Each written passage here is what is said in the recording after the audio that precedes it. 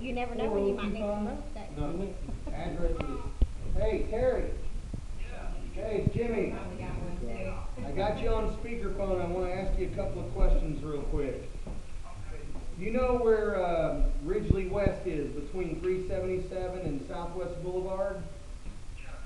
Got a 3-bedroom, 1-bath. Renee's here with us. Of course, I'm recording this right now. Comps are going to be, I'm going to say about 70, but I'm going to go real conservative. I've got Russell right now looking up on TAG to find out what the tax appraisal is.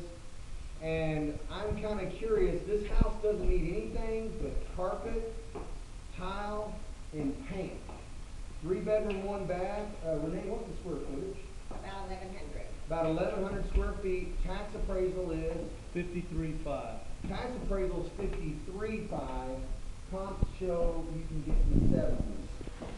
My question is, on a conservative route, if I wanted to borrow your hard money and roughly, you know, go in and make an offer to them, and it's with a bank, so I'd have to have the proof of funds, but off the top of your head, if you're familiar or not with the area, if this thing's somewhere, if you feel comfortable saying comp even 60 to 70, and I want to borrow money from you as a hard money lender and roll in any of the repair, I can get this repaired and finished for really nice for 3,500 bucks, maybe $4,000 max.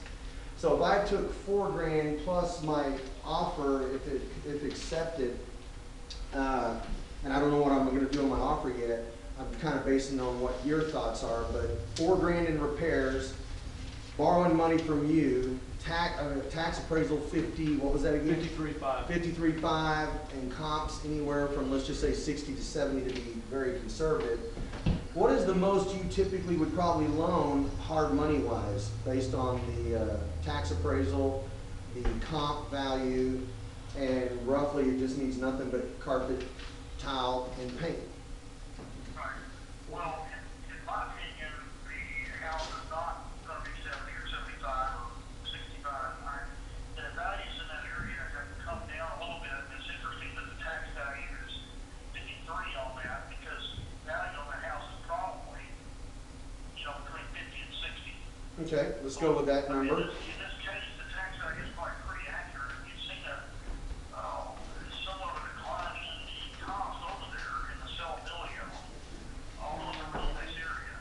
Okay. Is it a true 3-1 or is it a converted? No, it's a true 3-1 with central heat, and air. Yeah, detached garage. Okay, so that's one of the bigger ones they made. It's one of the bigger ones. That's why it threw me, because most of them are 2-1s over here. This is a true 3-1. You know, we'd probably be looking at somewhere between, for a loan on that house, probably anywhere between 35 and 40 max.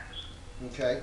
So if I made an offer, let me ask you this. If I made an offer on this and it was accepted, and the purchase and rehab that I would need to borrow from you was only $35,000, that might be something you would do? Yes. Okay.